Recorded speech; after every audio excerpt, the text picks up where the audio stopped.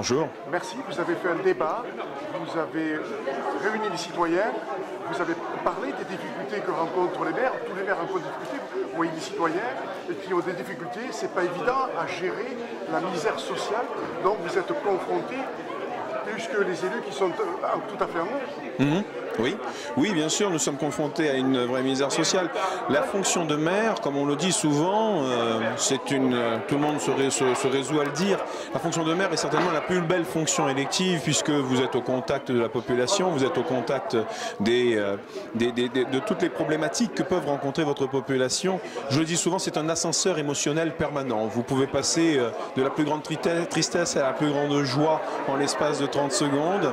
C'est vrai que c'est quelque chose d'assez enrichissant. Maintenant, vous savez, j'ai aussi entendu des points concernant les élus nationaux qui sont coupés du monde réel. Moi, j'aimerais dire qu'il ne faut pas jeter le bébé avec l'eau du bain. Ce n'est pas parce que quelques élus, effectivement, ont parfois des comportements inadaptés que tous les élus sont dans cette situation-là. Je vais même vous dire quelque chose, depuis la nouvelle mandature, on va dire législative, eh bien, je n'ai jamais rencontré autant de sollicitations au niveau national pour avoir mon avis d'élu local. Et devant cette tristesse, là, on a vu une dame qui est partie, qui était déçue. Oui.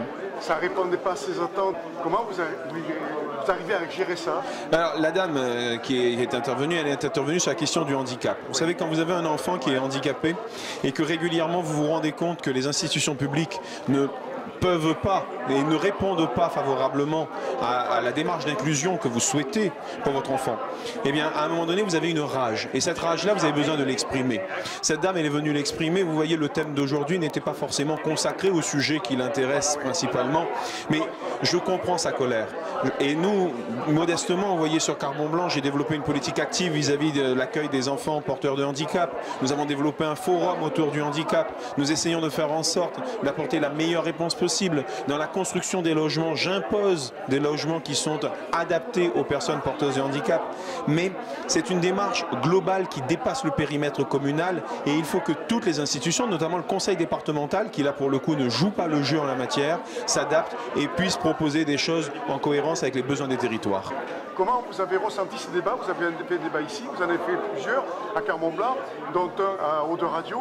Oui. Comment vous percevez, comment vous vivez ces débats-là? Moi, j'ai envie de croire en l'avenir. Je dis qu'il faut à un moment donné laisser la chance au produit.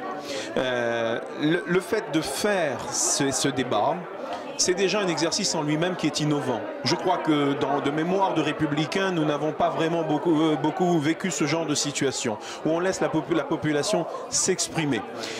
C'est la preuve que nous vivons en démocratie. Je crois que nous ne mesurons pas la chance que nous avons tous les matins de nous lever et pour nous dire que nous vivons dans ce beau pays qu'est la France. Bien sûr qu'il est perfectible, bien sûr qu'il y a des choses qui méritent d'être améliorées. Mais il faut aussi, à un moment donné, savoir se dire qu'il faut améliorer ces choses et il faut savoir prendre le temps d'améliorer les choses. Les choses ne changeront pas demain matin, les choses prendront du temps à s'installer.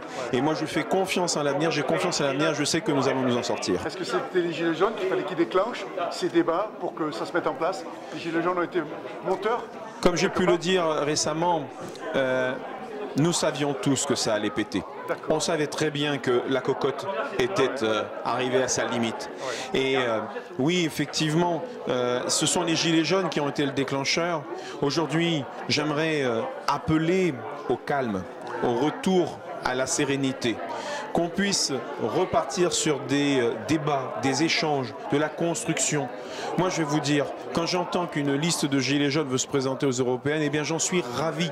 Je suis ravi de voir des citoyens se saisir de la chose publique et de se dire « je veux me présenter, je veux porter mes idées ». Parfois, je ne serai pas d'accord avec ce qu'ils proposent, mais au moins, on applique un principe fondamental de notre République. Quand je peux voter, je peux me présenter à une élection. Est-ce que vous pensez que les gens doivent revenir, avoir confiance à la politique et aux hommes politiques? Ça va être difficile. M. Juppé a dit que la situation était délétère. Est-ce que vous la ressentez? Bien sûr que oui. Je la ressens au quotidien. Parfois, je me fais insulter. Parfois, on me dit que je gagne trop d'argent. On me fait remarquer que les règles ne sont pas les mêmes pour tout le monde. Le deuxième mot de notre devise égalité est un mot qui est particulièrement mal calibré aujourd'hui dans notre pays. Il faut instaurer de l'égalité, il faut que l'égalité revienne au sein de nos principes fondamentaux. Mais encore une fois, Rome ne s'est pas construite en un jour.